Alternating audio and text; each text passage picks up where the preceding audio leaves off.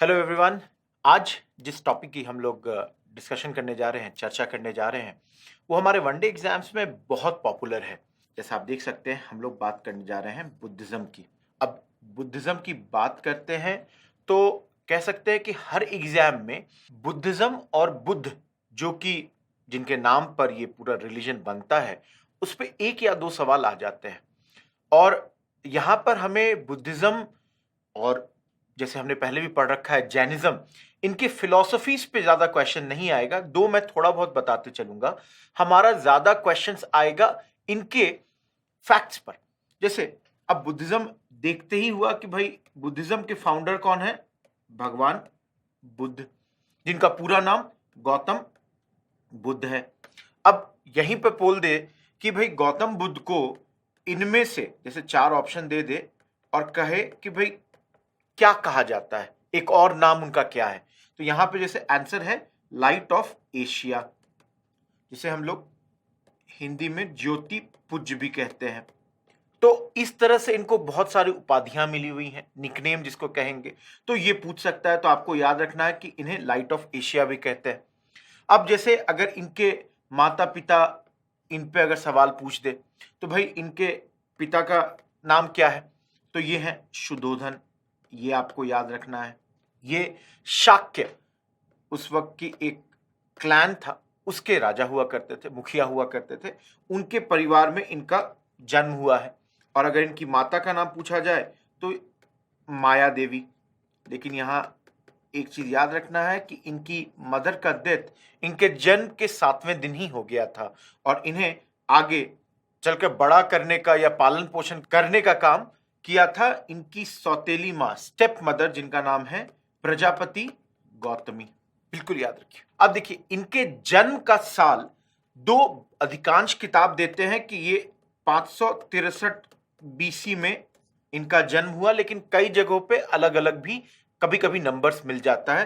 तो मोस्टली ये साल आपसे नहीं पूछेगा, लेकिन आपसे ये जरूर पूछ सकता है दोस्तों कि इनका जन्म किस जगह पे हुआ था। और यहां याद रखना है लुम्बिनी नाम के जगह पे हुआ था। ये कपिल वस्तु में है और ये आज के मॉडर्न डे नेपाल में आता है।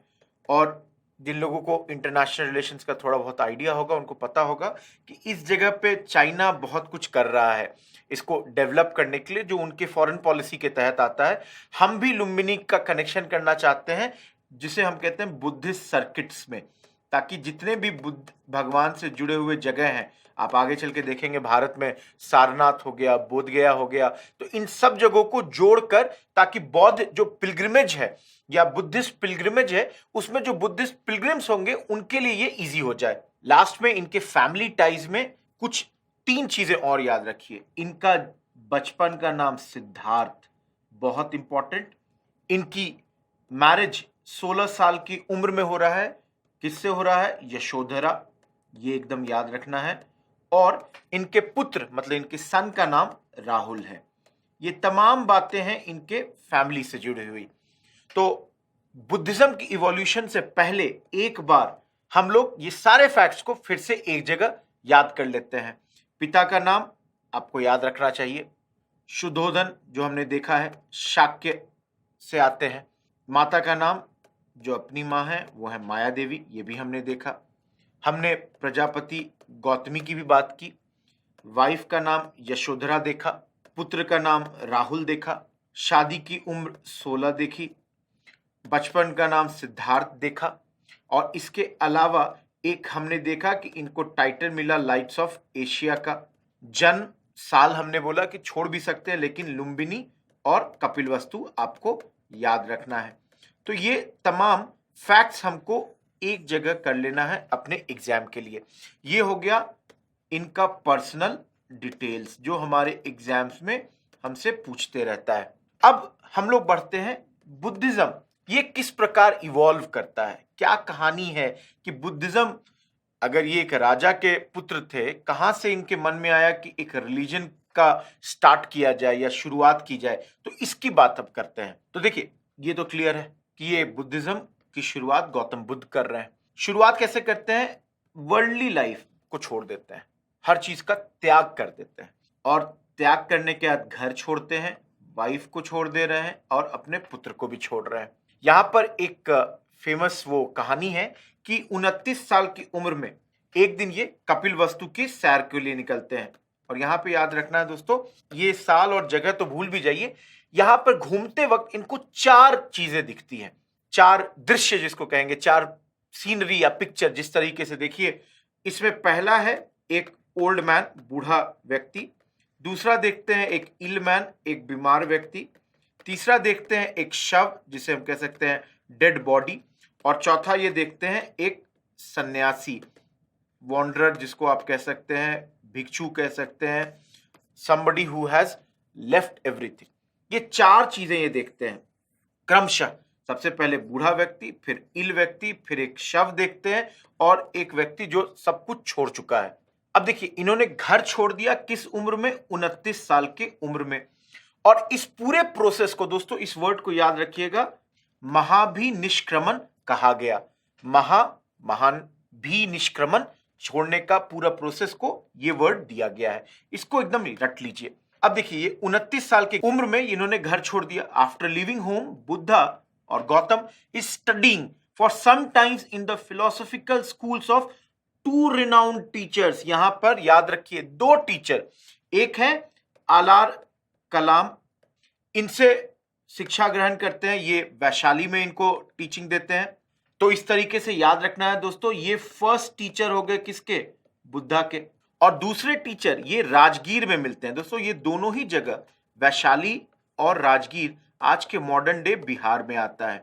तो अब राजगीर में इनको दूसरे जो इनके टीचर मिलते हैं, इनका नाम है रुद्र कराम पुत। तो ये सेकंड टीचर है। तो इन 2 रिनाउंड टीचर से इन्होंने अपनी जो शुरुआती जितना भी इनको सीखना था सीखा। और अब ये 6 साल तक, there after 6 years of profound meditation, बिल्कुल मेडिटेशन कर रहे हैं। 6 साल तक इनको ट्रुथ का आभास होता है, अंदाजा मिलता है कि भाई सच्चाई क्या है।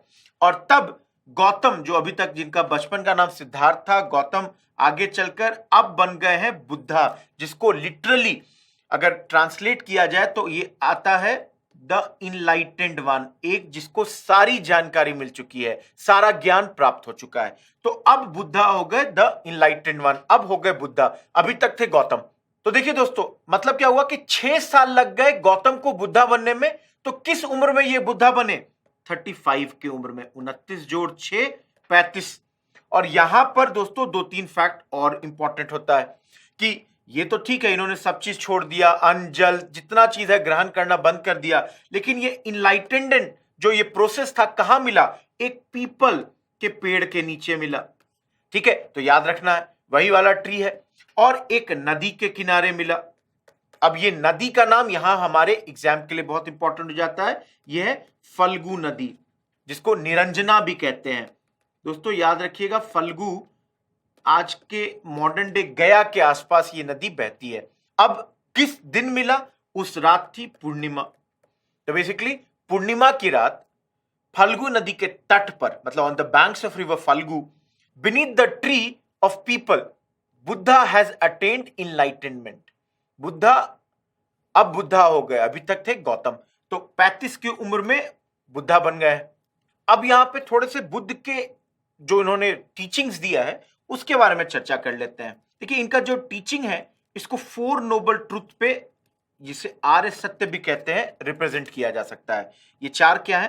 पहला दुख है, दूसरा दुख समुदाय है, तीसरा दुख निरोध है, और चौथा दुख निरोधगामिनी प्रतिपदा है। तो ये 4 मेजर प्रिंसिपल, 4 नोबल ट्रुथ हो गया इनके आर्य सत्य के बारे में। इसके अलावा दोस्तों अगर टीचिंग्स की बात करें तो बुद्धा का कहना है कि डिजायर, मोह, हर रूट है, हर सैडनेस का, ह्यूमन जितना भी आदमी को जितना भी दुख है उसका रूट कॉज कुछ और नहीं बल्कि मोह है। और यहां कहते हैं कि इसका एक तरीका है कि इस अनहैप्पीनेस को, इसको खत्म करने का एक ही तरीका है कि आप ये डिजायर जो भी है इसको खत्म कर दीजिए। जैसे ही आप मोह की तमन्ना खत्म करेंगे आपका अनहैप्पीनेस भी खत्म हो जाएगा। यहां बुद्ध कहते हैं कि एक चीज याद रखिए, मृत्यु एकमात्र अगर सत्य कुछ है तो वो मृत्यु is certain, death is certain, और there is no escape to it, इससे आप बच नहीं सकते। इनफैक्ट बुद्ध कहते हैं कि भाई इसके कारण तो रीबर्थ होता है और ये आपको फर्दर सफरिंग देता है, और इससे अगर निकलना है तो आपको एक चीज की प्राप्ति करनी है जिसको कहते हैं निर्वाणा, सैल्वेशन। और यहां पे दोस्तों बहुत इंपॉर्टेंट है कि ये जो निर्वाणा है इसको अचीव करने के लिए बुद्ध एक अष्टांगिका मार्ग दे रहे हैं, 8 फोल्ड पाथ, और ये हमारे एग्जाम के लिए इंपॉर्टेंट है। ये 8 चीजों को आपको याद रखना है। तो बेसिकली इस पूरे से निकलने के लिए देखिए दोस्तों, ये 8 तरीके। सबसे पहले राइट स्पीच की बात करते हैं, राइट एक्शन की बात करते हैं, राइट मीन्स ऑफ लाइवलीहुड की बात करते हैं, राइट एक्सर्शन की बात करते हैं, राइट माइंडफुलनेस की बात करते हैं, राइट मेडिटेशन की बात करते हैं, राइट रिजोल्यूशन की बात करते हैं, और आखिर में राइट व्यू की बात करते हैं। हिंदी में अगर बात की जाए तो ये हो गया आपका सम्यक दृष्टि, राइट रिजोल्यूशन हो गया सम्यक संकल्प, राइट स्पीच हो गया सम्यक वाणी, राइट मीन्स ऑफ लाइवलीहुड हो गया सम्यक आजीव, राइट मेडिटेशन हो गया सम्यक समाधि, राइट एक्शन हो गया सम्यक कर्मांत, माइंडफुलनेस हो गया सम्यक स्मृति, और राइट एक्सर्शन हो गया सम्यक व्यायाम। तो ये 8 अष्टांगिका मार्ग है, आप इसको याद रखिए। राइट स्पीच सम्यक वाणी, राइट एक्शन सम्यक कर्मांत, राइट मीन्स ऑफ लाइवलीहुड सम्यक आजीव, राइट एक्सर्शन सम्यक व्यायाम, राइट माइंडफुलनेस सम्यक स्मृति, राइट मेडिटेशन सम्यक समाधि, राइट रिजोल्यूशन सम्यक संकल्प, राइट व्यू सम्यक दृष्टि। तो दोस्तों इसको ये बस रट लीजिए, एकदम बिल्कुल आपको याद रखना होगा। हमसे इसके बारे में फिलोसॉफिकल कुछ नहीं पूछेगा, लेकिन नाम में ही बहुत क्लियर है कि अच्छा बोलिए, अच्छा एक्शन कीजिए, अच्छा तरीके से आप अपना लाइवलीहुड कमाइए। तो ये तमाम बातें टीचिंग्स ऑफ बुद्धा में आती हैं। अब देखिए दोस्तों, बुद्ध जो है अलग अलग जाकर अपना उपदेश दे रहे हैं। तो इनका जो पहला उपदेश था ये इन्होंने सारनाथ में दिया, बिल्कुल रट लीजिए, याद रखिए। और इसे बौद्ध जो ग्रंथ है इसे धर्म चक्र परिवर्तन भी कहते हैं। तो इसको आपको याद रखना है दोस्तों। अब यहां पर आप समझिए, जितने भी जो लोग इनकी बातों को सुन रहे हैं या जो इनके फॉलोअर्स हैं, उनको 2 कैटेगरीज में डिवाइड कर दिया गया। जो 2 कैटेगरी क्या है, एक है उपासक, दैट इज ये वो लोग हैं जो अपनी फैमिली लाइफ कंटिन्यू कर रहे हैं, लेकिन ये हो गए बुद्ध के सपोर्टर या अनुयायी। और दूसरे हो गए भिक्षुक, भिक्षु वो हो गए, मॉन्क हो गए, जिन्होंने अपना सब कुछ रिनाउंस कर दिया है, छोड़ दिया है, और एक भिक्षुक की जिंदगी ये जीना शुरू कर दिए हैं। They are living a life of aesthetic. तो यहां पे 2 टाइप के सपोर्टर्स हो गए। तो हमको ये दोनों तो जानना ही है, लेकिन कुछ बड़े जैसे राजा भी, जिसको हम कहते हैं किंग्स, भी इनके सपोर्टर हो गए थे या कहे फॉलोवर हो गए थे। जिसमें आगे चलकर आपने देखा बहुत बड़ा नाम है बिंबिसार का, या प्रसेनजीत का नाम बहुत इंपॉर्टेंट है, उदयीन का नाम बहुत इंपॉर्टेंट है। तो हमको ये 3 नाम याद रखना होगा कि भाई अगर कल के डेट में एग्जाम में आ जाए कि इनमें से कौन सा राजा इनका फॉलोवर नहीं था, तो ये 3 दे देंगे और एक चौथा नाम दे देंगे जो फॉलोवर नहीं था, XYZ, और आपको वो याद रखना है। तो आप याद रखिए, बिंबिसार, प्रसेनजीत, उदयीन इनके सपोर्टर थे, इनके फॉलोवर थे। तो यहीं पे एक चीज और कि इनका जो उपदेश है ये किस लैंग्वेज में दे रहे हैं, बिल्कुल याद रखिए, पाली। और जैसे आप इन राजाओं का नाम हमने देखा, तो इन राजाओं और अलग अलग जगह जहां ये जाकर उपदेश देते हैं, तो किन किन जगहों पे इन्होंने उपदेश दिया है, तो उसको याद रखने के लिए आप कुछ जगहों का नाम याद रखें। जैसे कौशल हो गया, वैशाली की बात हमने पहले भी की थी, कौशंबी हो गया। सबसे ज्यादा उपदेश इन्होंने कौशल का जो राजधानी उस दिन होता था श्रावस्ती, वहां पर दिया था। तो इसको आपको याद रखना है। यहां पे ये 4-5 फैक्ट्स और हैं। अब देखिए दोस्तों, ये जितने भी भिक्षुक हैं ये कहाँ रह रहे हैं, एक संघ में रह रहे हैं। मतलब जहां पे इनका कम्यून होता था उसको संघ कहते थे, और ये खुद बुद्धा ने ही शुरू किया था। बुद्धिज्म में जितने भी इनके फॉलोअर्स हैं सबको बराबर राइट है, इरेस्पेक्टिव ऑफ वर्ना एंड जाति। तो यहीं पे आप समझिए दोस्तों कि बुद्धिज्म का एक one of the founding principles क्या था कि जो हिंदुज्म में जो प्रॉब्लम्स थी जाति के आधार पे, जिसके आधार पे हमने वेद में पढ़ा था जब वैदिक काल हम कर रहे थे कि भाई ब्राह्मण है, आपका क्षत्रिय है, वैश्य है, फिर शूद्रा है, तो इस पे एक स्ट्रैटिफिकेशन कर दिया था कि ये सबसे ऊंचा है, ये उसके बाद है, ये शायद सबसे नीचा है। ये चीज यहां पे खत्म कर दिया गया। इन्होंने कहा कि बिना कौन किस वर्ण से है, कौन किस जाति से है, इससे मुझे कोई फर्क नहीं पड़ता, सब बराबर है। यहां पे याद रखिए विमेन भी इनके संघ को ज्वाइन कर सकती थी और उनका नाम है भिक्षुनीज। तो भिक्षु मेल हो गए, भिक्षुनीज फीमेल हो गई। हमने लैंग्वेज की बात कर रखी है, उस दौरान ये डिस्कशंस जो करते हैं वो आम बोल चाल की भाषा में करते हैं, कॉमन मैन के लैंग्वेज में डिस्कशंस करते हैं। इसके अलावा दोस्तों देखिए बुद्ध और उनके सपोर्टर्स फॉलोअर्स एक जगह से दूसरे जगह ट्रैवल करते रहते हैं। 8 महीने तक बुद्ध प्रीच करते हैं किसी भी साल में, और 4 महीने जो कि रेनी सीजन होता था ये एक जगह रहा करते थे। इसके अलावा बुद्ध का डेथ दोस्तों एकदम याद रखिए 483 में किस जगह पे, कुशीनगर। 563 बीसी में हमने कहा कि इनका जन्म हुआ। अब दोस्तों आपको पता होगा बिफोर क्राइस्ट वाला एरा पीछे चलता है, तो 563 से 483 ये पीछे गए, तो ये 80 साल आप देख सकते हैं, 80 साल की उम्र में इनकी मृत्यु हो जाती है। और we can say that Buddha dies at the age of 80। अब एक दो चीज, ये कुशीनगर कहां है, ये आज के दौर का उत्तर प्रदेश में एक जगह है देवरिया, इसको याद रखिए दोस्तों, वहां पर है। और इस पूरे मतलब इनके जो डेथ का जो प्रोसेस है इसको इनके सपोर्टर्स कहते हैं ये है महापरिनिर्वाण। देखिए पहले भी हमने कहा कि पूरे का एम क्या है, लाइफ का एम क्या है, बुद्धा ने कहा निर्वाण है। तो इनके जो डेथ का प्रोसेस था, इन्होंने अन्न जल ग्रहण करना छोड़ दिया, उसको इनके सपोर्टर्स ने कहा महापरिनिर्वाण। तो निर्वाण तो ये भी है, लेकिन चूंकि ये बुद्धा है तो इनके सपोर्टर्स ने इसको कहा महापरिनिर्वाण। अब इनकी मृत्यु हो गई है, तो इनके जो एशेज हैं, राख जो बच जाता है मृत्यु के बाद, इसको इनके डेथ के बाद जो इनका एशेज था इसको 8 भागों में डिवाइड किया गया। देखिए सबसे पहले तो एक यहां पर मल्स हो जाते हैं, जो लोग फिशिंग से जुड़े हुए लोग हैं, इन्होंने इनका सारा फाइनल जो राइट्स था वो किया, और उसके बाद इनके जितने भी जो अवशेष बच गए उनको 8 भाग में डिवाइड कर दिया गया, और इन 8 भागों को अलग अलग जगह पे जाकर इनके सपोर्टर्स ने स्तूपाज में रखा। दोस्तों आपने पढ़ रखा होगा, स्तूपा में 8 अलग अलग स्तूपाओं का निर्माण किया और इनके एशेस को वहां रखा गया।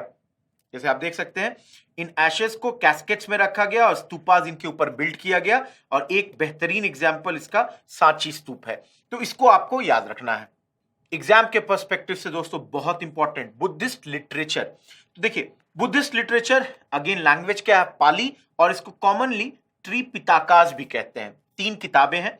सबसे पहला विनय पिटक, जिसमें जितने भी बुद्धिस्ट मोनास्ट्रीज थे उसमें कौन सा डिसिप्लिन, क्या रूल्स मेथड क्या होगा, फॉलो होगा, ये सारा मेंशन किया गया।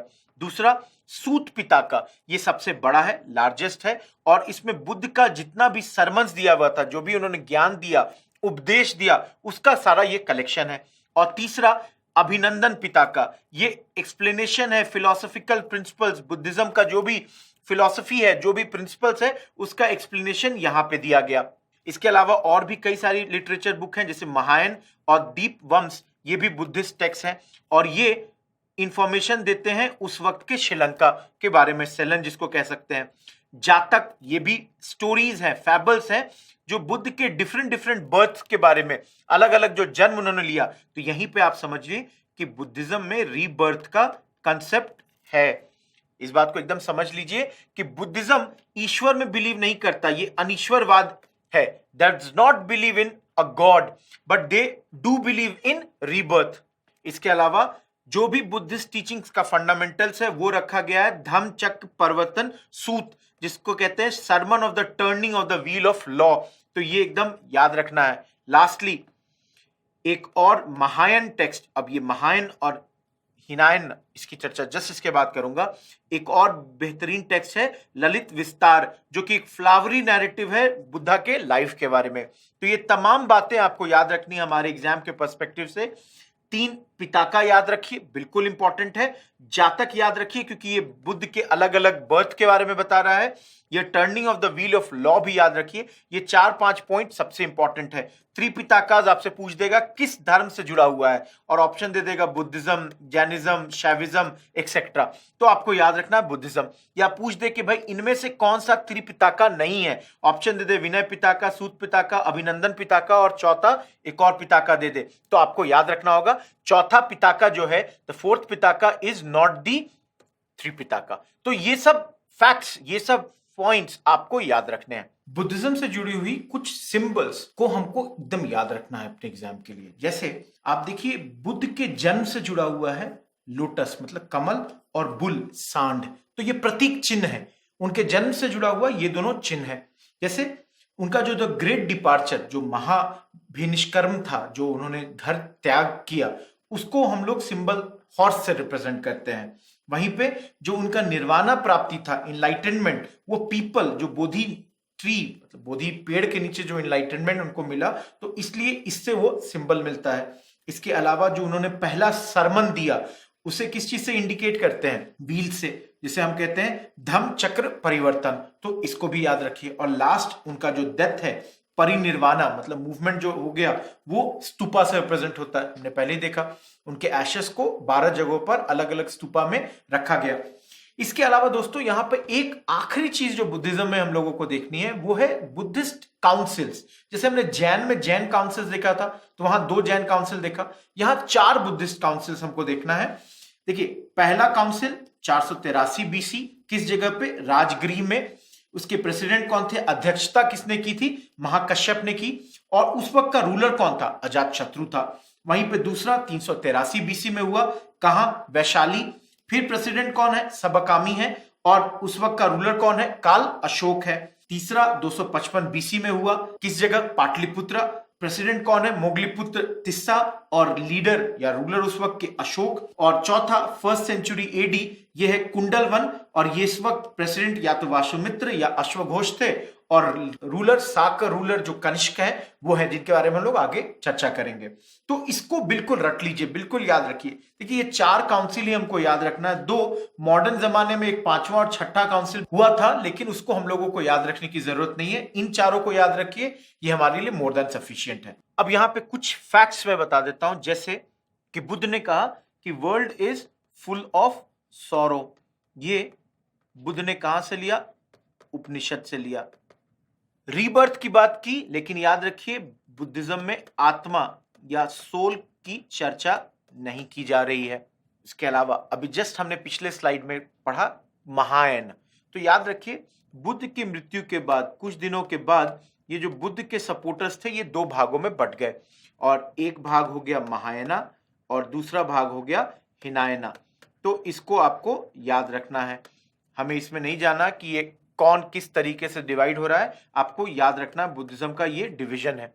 इसके अलावा त्रिरत्न एक होता है बुद्धिज्म के। अगर 3 रत्नों की बात की जाए, त्रिरत्न क्या है, तो पहले त्रिरत्न है बुद्धा, दूसरा उनका धम्मा और तीसरा जिसकी चर्चा हमने की संघ, कम्यून।